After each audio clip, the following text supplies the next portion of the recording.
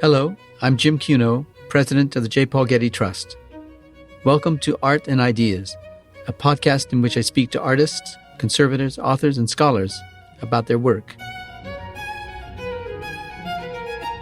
This interconnection between Greek traditions and science and mathematics and the Babylonian traditions in astronomy and all these very technical and very advanced sciences, this was a moment which really created the basis for science, mathematics, and so on in the Western world and indeed throughout the world in later centuries and millennia.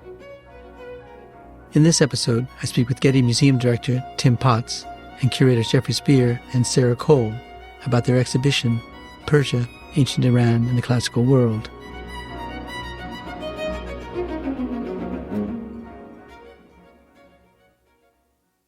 For more than 1,200 years, starting around 550 BC, Persia was a dominant power in Western Asia. 3 successive dynasties, the Achaemenid, the Parthian, and the Sasanian, controlled a vast empire of unprecedented size. The exhibition, Persia, Ancient Iran and the Classical World, at the Getty Villa, showcases sculpture, gold and silver vessels, coins, and jewelry that are primarily expressions of political power and demonstrate how the ancient Iranians constructed their self-image.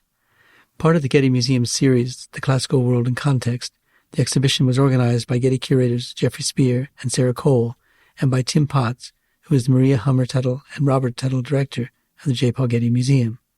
I recently spoke with them in the exhibition galleries. Jeffrey, Tim, and Sarah, thank you for joining me on this podcast episode. The exhibition Persia, Ancient Iran, and the Classical World is part of the series of Getty exhibitions exploring the ancient world. Tim, give us a sense of the series and how this exhibition contributes to it. The series was developed really to complement what we have in our own permanent collection and our own holdings, which is Greek and Roman art. But that's a narrow slice, of course, of what there was in antiquity. There were all these other major cultures around it, the Egyptians, the Persians, the Scythians, the Thracians, and many others. And you really cannot understand the cultural connections between these cultures or even how these cultures evolved themselves without understanding the connections through trade, through sometimes military and political events, through exchanges of religion and languages and other things.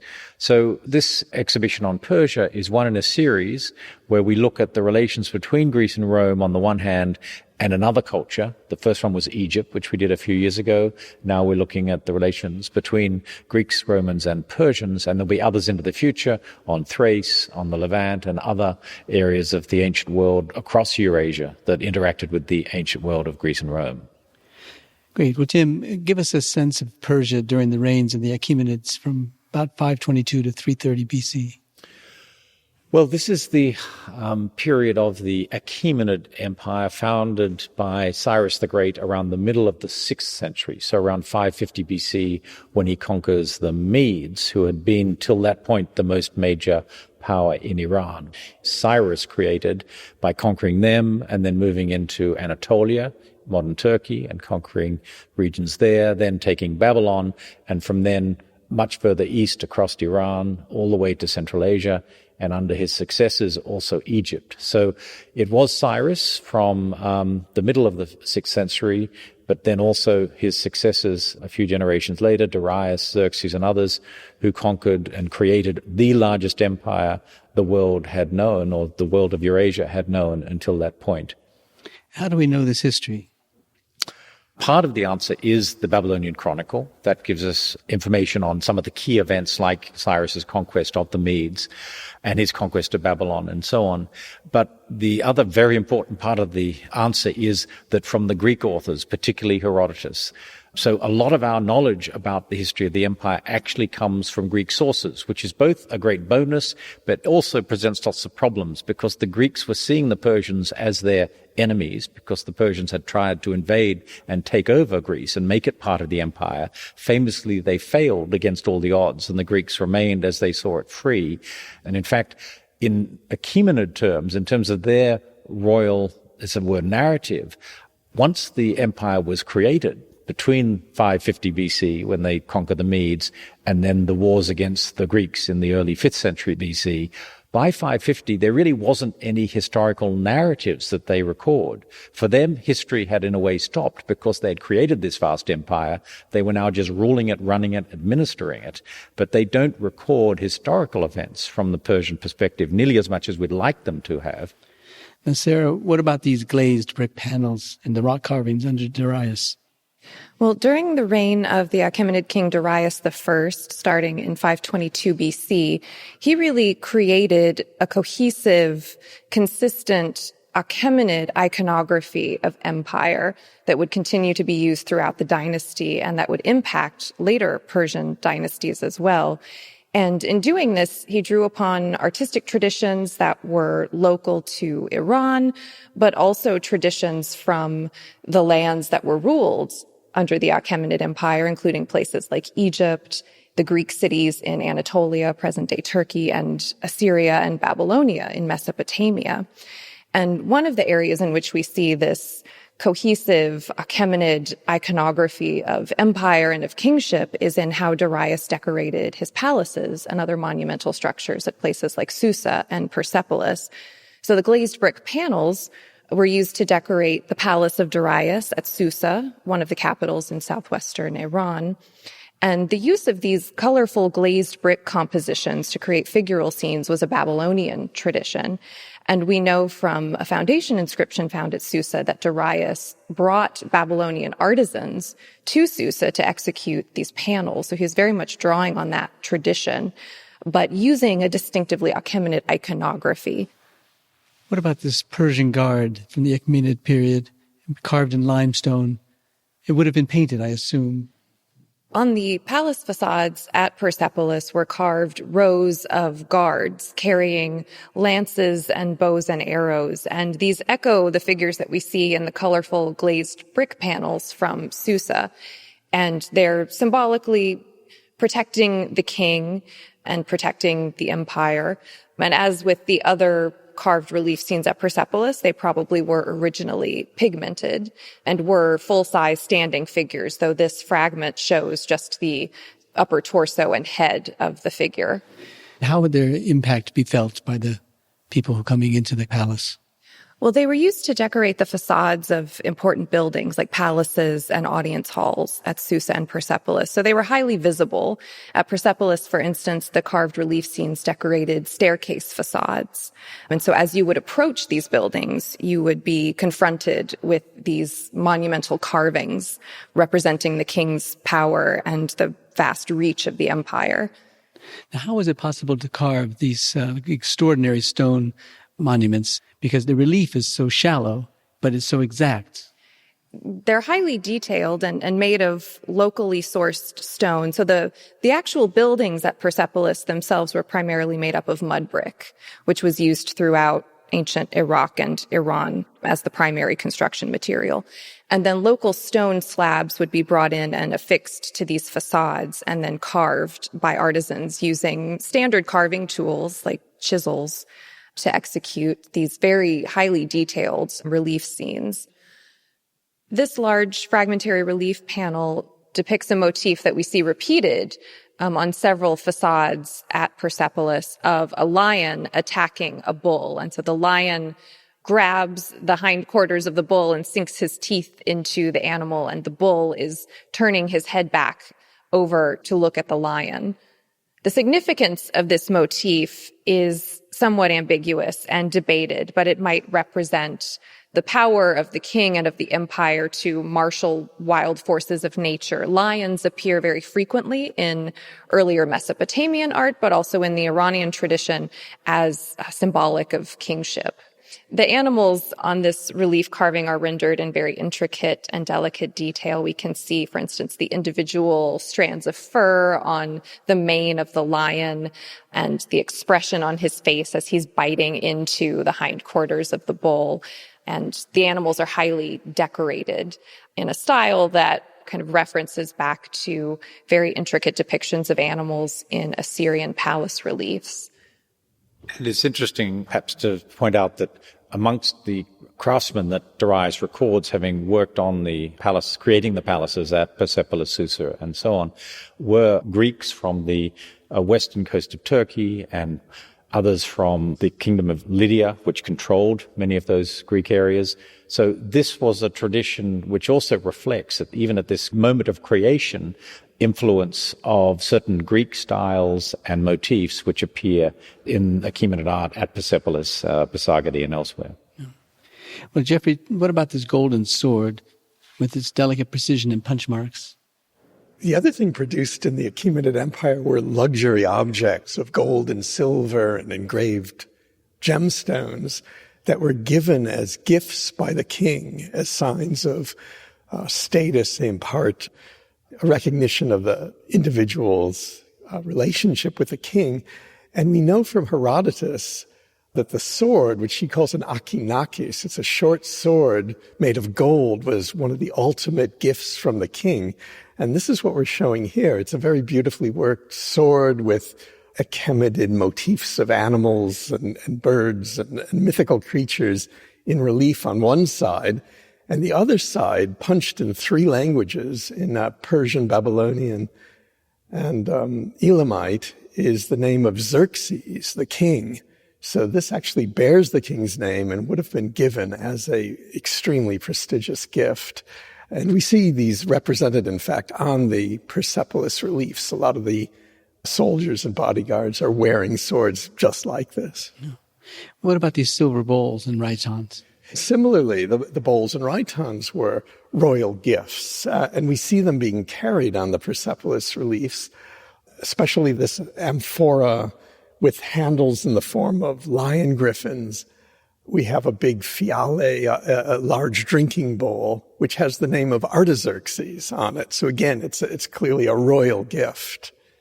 And rhytons, they're drinking horns that terminate in various creatures. This one is a lion griffin with these big horns. And these would be for the royal drinking parties. You'd be given this, and it would be full of wine, and you'd have to drink the whole thing out of the spout at the front. What about this silver handle that's here, that's so exquisitely carved and punched? Yes, these handles in the form of animals are seen on the Persepolis reliefs, and we have an intact amphora in our own collection, which you can see in the room. But this handle is one of a pair. This comes from the museum in Berlin. There's another in the Louvre in Paris, of a very large amphora, which doesn't survive, just the handles survive, of a winged ibex, a goat, which is very popular in Achaemenid iconography. The quality is really superb, the modeling and gilding on the silver. And what's also interesting about this one is it's not quite in the style of the Persepolis, the royal capital. There seems to be some Greek influence here. He's standing on the head of a Greek satyr. So we think this is from a different workshop, probably one in one of the Greek cities on the Black Sea in modern-day Turkey. Well, even on Greek vases, you can identify a Persian subject. For example, the soft cap and pajama costume.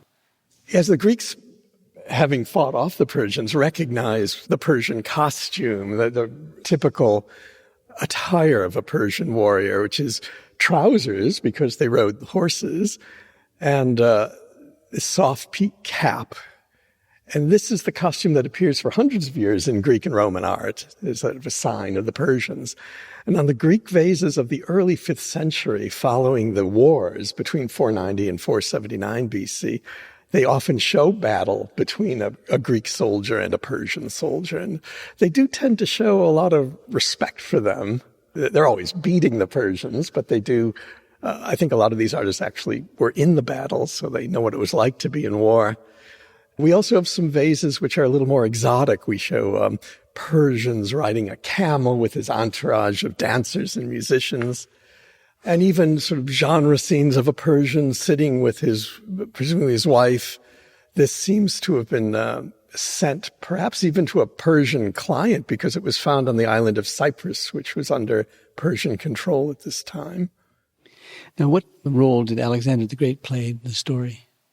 As the sort of representative or self-appointed representative of the Greeks, he launches a campaign to bring the Achaemenid Empire down in retribution for the destruction of Athens and other cities that the Persians, during their invasions of Greece, had perpetrated on the Greeks. Alexander himself a Macedonian, so not actually a Greek, but speaking a presumably related language, and certainly culturally he was a Greek in the years between 332 BC and his death in 323 BC. He swept eastward, first into Anatolia, then down the Levant into Egypt, and then further east through Mesopotamia and right through Persia and as far as the borders of India, modern Pakistan and Uzbekistan today, conquered this huge territory, as big and perhaps even for a short period of time, marginally greater than the empire that the Achaemenids had had.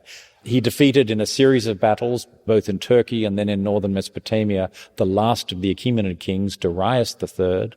And as I say, this was the turning point where the Achaemenid empire literally fell, collapsed. Alexander occupied the capital city, or the ceremonial capital of Persepolis, where these reliefs come from.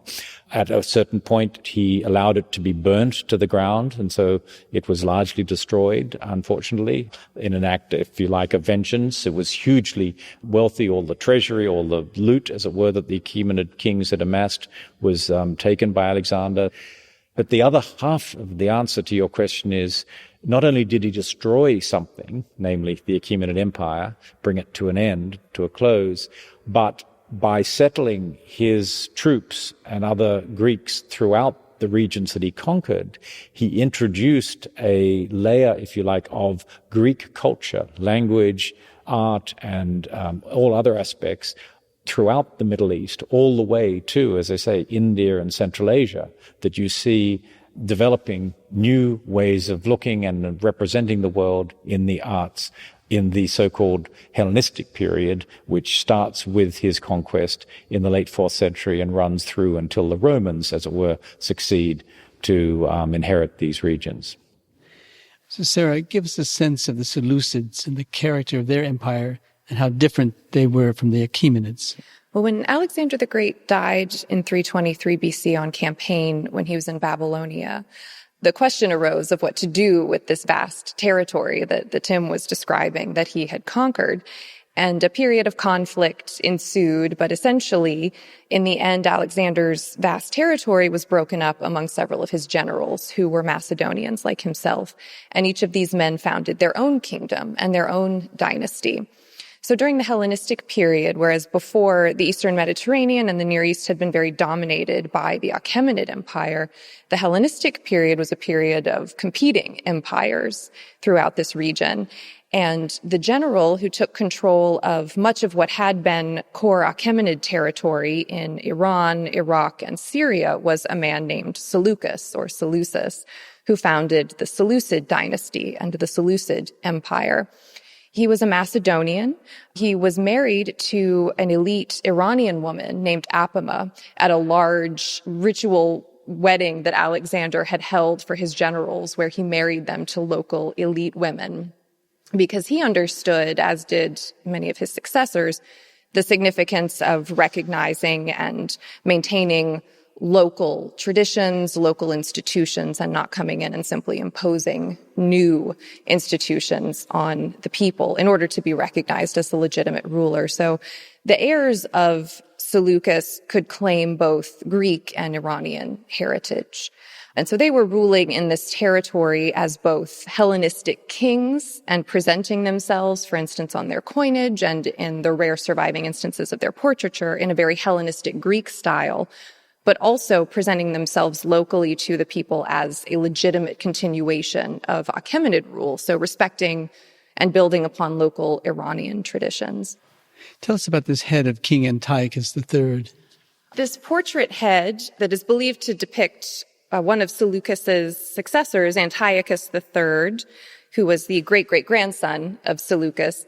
This is a Roman marble copy of an original probably made during Antiochus's lifetime, perhaps in bronze. And it represents the Hellenistic style in which the Seleucid kings were representing themselves, wearing the royal diadem in their hair in a manner that very much builds upon Alexander's own portraiture during his lifetime. And we're able to recognize this as Antiochus by comparing it to inscribed images of the king on his coinage. And so we can see here how the Seleucids, even though they were presenting themselves as legitimate rulers in Iran, as a continuation of Iranian traditions, artistically were representing themselves as Hellenistic Greek kings. And what about the Parthians, Jeffrey? A Iranian tribe from the northeast, which we call the Parthians, emerged and revolted against the Seleucids in the middle of the 3rd century, around 247 BC, and fairly quickly reclaimed a lot of the land that the Greeks had taken. Eventually, they took much of the Achaemenid Empire into Mesopotamia, as far west as Mesopotamia. They captured Babylon. And it really was an empire that lasted a very long time. It was almost 500 years, the Parthians. It was a more decentralized empire. They seemed to allow a degree of local rule to individual kings in different regions. And we show that here. That Babylon was ruled by the Parthians, but there were regions in other parts of Mesopotamia ruled by individual kings. And Parthia became the big adversary of the Romans. So they were the two superpowers eventually until the beginning of the 3rd century AD. You can see this here quite easily when you see the image of Alexander the Great and compare it to the Parthian image of a man. Describe that for us. Parthian art is hard to define. It's a very regional thing, but we certainly see already a sort of rejection of Greek style, where the Greek portraits are very, what we'd call very realistic, very emotional. They have a lot of movement. The Parthians and the Persians afterwards tended to be very frontal. So on this other head, we have a very frontally facing man with a big mustache and a highly stylized beard and hair. And Sarah, what about this reclining goddess? During the Parthian period, a series of figurines like this one were created in Babylonia, in Mesopotamia, in present-day Iraq, carved from alabaster and depicting nude goddesses. And we believe that this might represent Nanaya, who was the daughter of the Babylonian moon god Sin. And these figures build upon earlier Mesopotamian traditions of depicting nude goddesses in terracotta figurines, often standing and more rigid and frontal. But here we see it interpreted in a way that builds upon that Mesopotamian tradition, but also perhaps incorporates some Greek stylistic influences in a bit more naturalism and movement and fluidity in the body. And she's carved from alabaster and has remarkable miniature gold jewelry. And she holds a pomegranate in her hand, and her eyes and navel are inlaid with garnets, and she wears a gold ring on one of her fingers with a garnet inlay also. So this represents, as Jeffrey was discussing, the regionalism in Parthian art, where we're seeing very strong local traditions continuing, but taking on new forms as some Hellenistic influences come into play. Would it have played any particular purpose or fulfilled any particular purpose in the context? I think these were dedicated in temples. They were probably offerings from worshippers.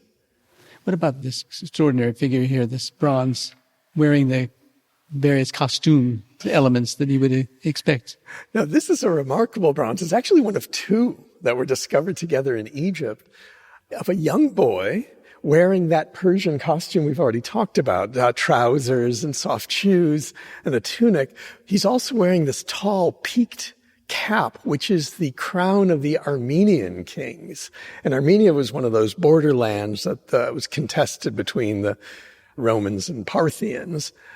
The theory about who this is rather interesting. It's a recent theory, and I think it's right, is that this is one of the two infant sons of Antony and Cleopatra, the last Greek ruler of Egypt, because in a passage in the Greek writer Plutarch, he talks about a festival in Alexandria where the two sons were brought out to the crowds, one dressed as a Greek and one dressed as a Persian and the king of Armenia and the Medes, it says.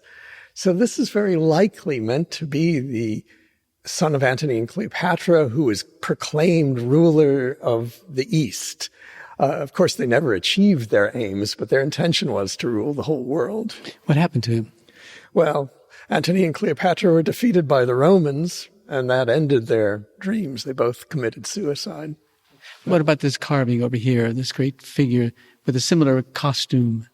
Yes, we do try to show the development of the new religions that emerge in the beginning of the Roman Empire. And one of these is Mithraism, the worship of the Iranian solar god Mithras.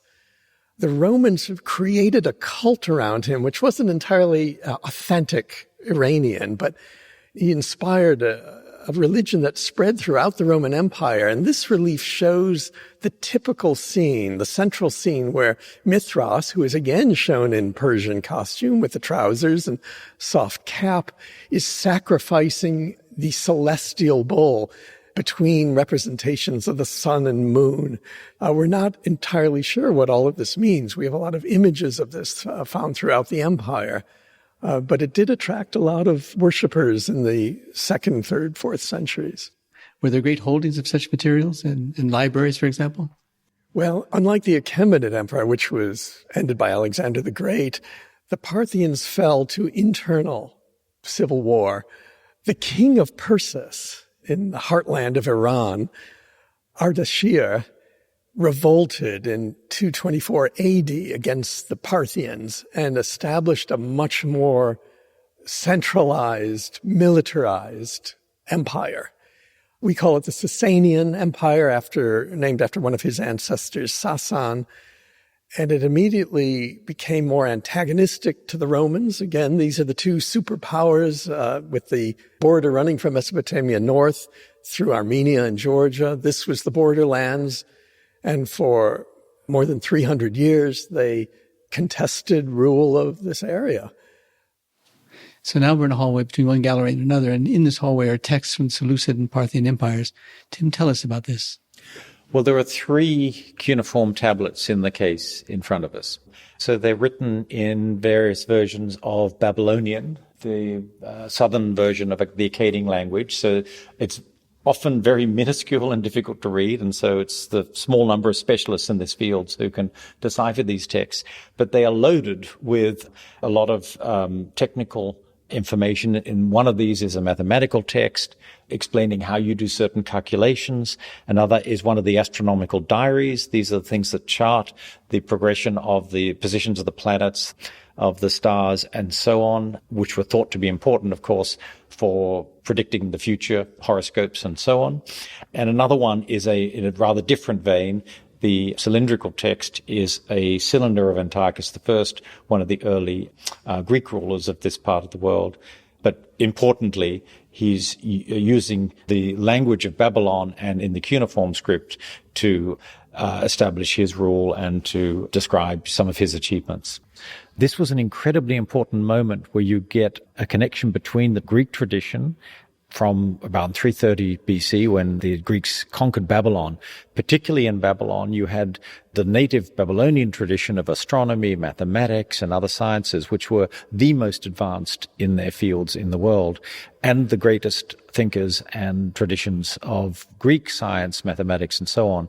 But the connections between the two that were established from around 300 BC, and then it continued not only under the Seleucids, who were the Greek rulers of Babylon for over a century, but then when the Parthians came through in the mid-2nd century BC also, up until about the 1st century AD, this interconnection between Greek traditions and science and mathematics and the Babylonian traditions in astronomy and all these other very technical and very advanced sciences, this was a moment which really created the basis for science, mathematics, and so on in the Western world and indeed throughout the world in later centuries and millennia.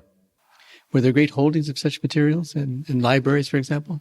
There were tens of thousands of tablets of these kinds in Babylon at the time they were conquered, of course. Many of them do not survive, just the vicissitudes of history and so on.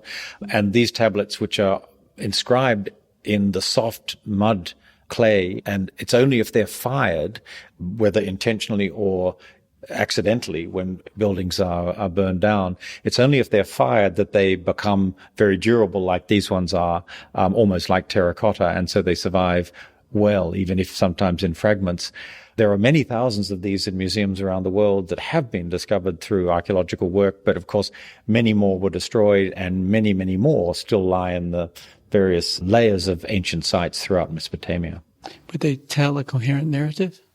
Well, there's so many different genres. There are, as I say, the mathematical texts, there's the astronomical texts, there are literary texts such as the Epic of Gilgamesh, but most of the tablets that are found are, of course, administrative texts charting just the goods that were delivered to a temple or disbursements to laborers for their wages, things like this. So a lot of them are, as it were, socially and economically interesting, but a small proportion of them relate directly to historical events, particularly things like the Babylonian Chronicle and the astronomical diaries like this are very important records.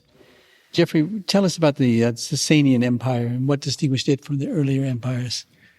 The Sasanians took over the Parthian Empire and became a more centralized and militarized society. They founded many cities. They had a new administrative system, a very bureaucratic system where we have some records of how they administered this very large empire. As with the Parthians, it was a very large empire reaching from the Mesopotamia, was the border with the Romans, to the east into India almost, the borders of India. They tried to portray themselves as a very powerful empire and glorified the king.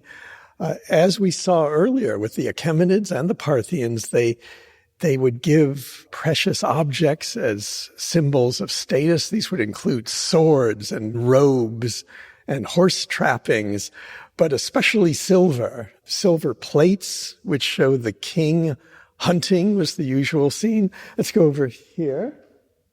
We show a number of silver plates which glorify the king as the royal hunter. The animals were symbols of his authority, of his royal status. We have him on these plates hunting wild rams, lions, and even ostriches on this plate, which were wild in Mesopotamia at this time. We also have silver vessels that were used at the drinking parties, which were, again, ritualized to glorify the king. Only the people who were closest to the king and had great status were allowed to go to these parties. Something worth mentioning about the Sasanian period is, along with the more centralized authority that Jeffrey was describing, comes a more centralized image of kingship and empire, whereas what we saw in the Achaemenid period was the establishment of a very consistent, cohesive iconography and style of empire. And then in the Parthian period, we saw a more diverse regionalization in the artwork where local traditions are coming into contact with Greek influences in different ways. In the Sasanian period, we see the kings again creating this more centralized, consistent iconography and style that expresses kingship. What about this extraordinary silver plate depicting David and Goliath? It is an extraordinary plate. It's a very large silver plate, one of 9 found on the island of Cyprus in the late 19th century, depicting scenes from the life of David, King David. It was made in Constantinople in the 620s AD. We know that from stamps on the back, like hallmarks, during the reign of Emperor Heraclius.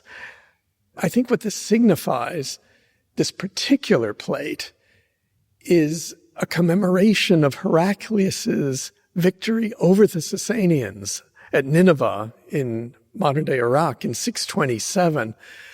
This was a counterattack against a very successful Sasanian advance into Byzantine territory, and it was a miraculous victory. And in fact, it pretty much ended the Sasanian Empire. They never really recovered from this defeat. And within a generation, they had been invaded and conquered by the forces of Islam, the Arab army coming into their territory. The reason David and Goliath are on this plate, perhaps, is that Emperor Heraclius was regarded as the underdog, and his court poets praised him as the new David. So this is probably why this design was chosen and then presented. These were official gifts, as the Sasanians gave gifts. The Byzantine emperors also gave gifts, clearly to someone very important. These 9 plates, and along with gold medallions, were found on Cyprus. It was probably an important military commander, I would guess. Let's tell the great narrative with different parts of the narrative in different bands along the surface of the plate. Yes, and it's quite like an early manuscript illustration, too. They would tell these narrative scenes in bands. At the top, David is calling to Goliath to challenge him to individual combat, and the big central scene is the actual battle with David and his sling getting ready to throw it. And at the bottom, Goliath has already been killed and is being beheaded by David. And what brought the end of empire to Persia? Coming of Islam. It's the coming of Islam, yes. Internally, there were weaknesses, errors in strategy against their opponents, the Byzantines, and then they couldn't resist the power of the Arab forces coming from the south. And the Sasanians fell in the mid-7th century. Byzantium actually survives longer until 1452. So in that sense, the Byzantines had the last word. But the fall of the Sasanians was the end of some 1,200 years in which the conflict between the powers of Greece initially, then Alexander the Great with his invasion, and then with the Romans, and then in the latter phases, the Byzantine Roman Empire, 1,200 years where the conflict with Persia was the defining relationship of more than a millennium. The conflict between these two great powers was always the issue of who was going to survive, who was going to be dominant, and it was a back and forth until the very end and the coming of Islam. There really was not a conclusion to this rivalry.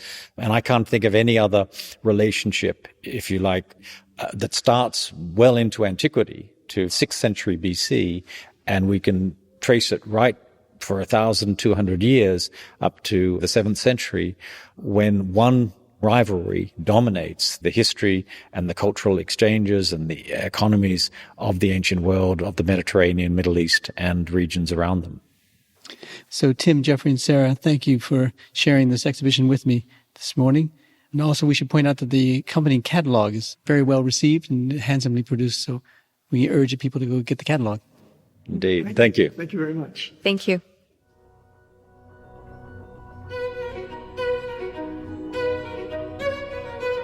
The exhibition, Persia, Ancient Iran and the Classical World, is on view at the Getty Villa through August 8, 2022.